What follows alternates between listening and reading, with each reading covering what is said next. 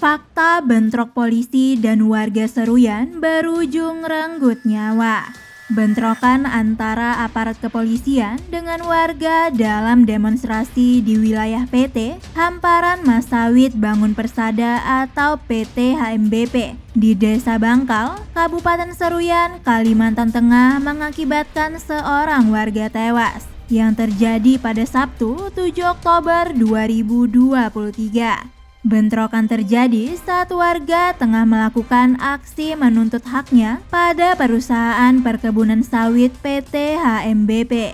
Warga menuntut plasma sawit dan area lahan di luar HGU PT HMBP sejak 16 September lalu. Berikut ini fakta-fakta yang dirangkum bisa.news.id terkait bentrokan Seruyan. Kronologi kejadian.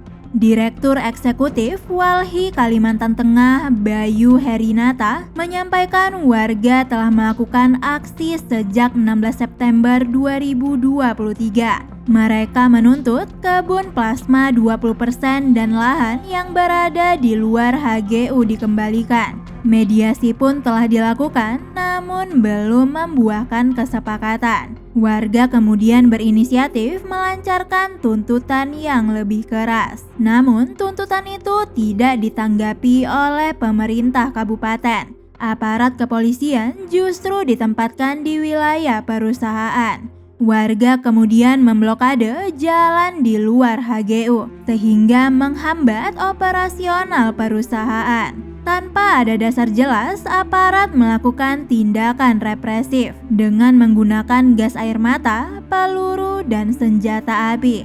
Bayu menyebut ada perintah dari komandan untuk membidik kepala warga atau peserta aksi. Warga tewas tertembak. Ketua Yayasan Lembaga Bantuan Hukum Indonesia, Muhammad Isnur mengatakan seorang warga tewas tertembak dalam bentrokan tersebut. Menurutnya, aparat kepolisian yang berjaga di lokasi areal perusahaan tanpa dasar dan pemicu yang jelas melakukan tindakan represif kepada warga yang berada di lokasi dengan menembakkan gas air mata dan menembak menggunakan peluru tajam. Terdapat 3 orang warga yang terkena tembakan. 2 orang mengalami luka berat dan 1 orang meninggal dunia di lokasi. Polisi tangkap 20 orang. Sebanyak 20 warga Bangkal, Kecamatan Seruyan Raya, ditangkap aparat kepolisian saat melakukan demonstrasi. Kabid Humas Polda Kalimantan Tengah Kombes Erlan Munaji mengatakan warga ditangkap karena membawa senjata api. Desakan bebaskan warga. Walhi mendesak pihak kepolisian untuk membebaskan warga Bangkal yang ditangkap buntut aksi di Seruyan.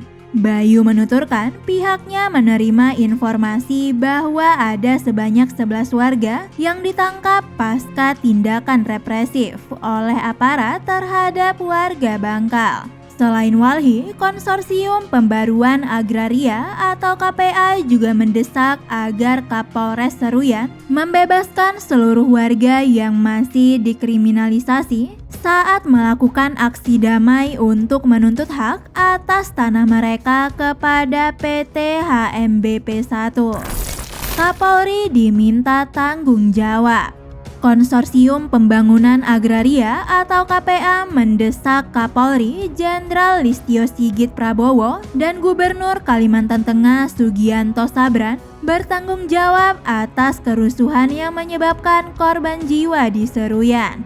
Selain itu, Dewi juga meminta Kapolri mencopot Kapolsek, Kapolres, dan atau Kapolda yang berada di belakang kekerasan penanganan konflik agraria. KPA juga meminta pertanggungjawaban gubernur setempat dengan membentuk tim penyelesaian konflik agraria dan melibatkan masyarakat setempat, organisasi masyarakat, dan pemuka agama.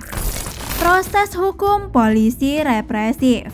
Komisi Nasional Hak Asasi Manusia atau Komnas HAM meminta agar Kapolda Kalimantan Tengah Irjen Pol Nanang Afianto menghukum para anggotanya yang diduga melakukan tindakan represif. saat bentrokan dengan warga Bangkal.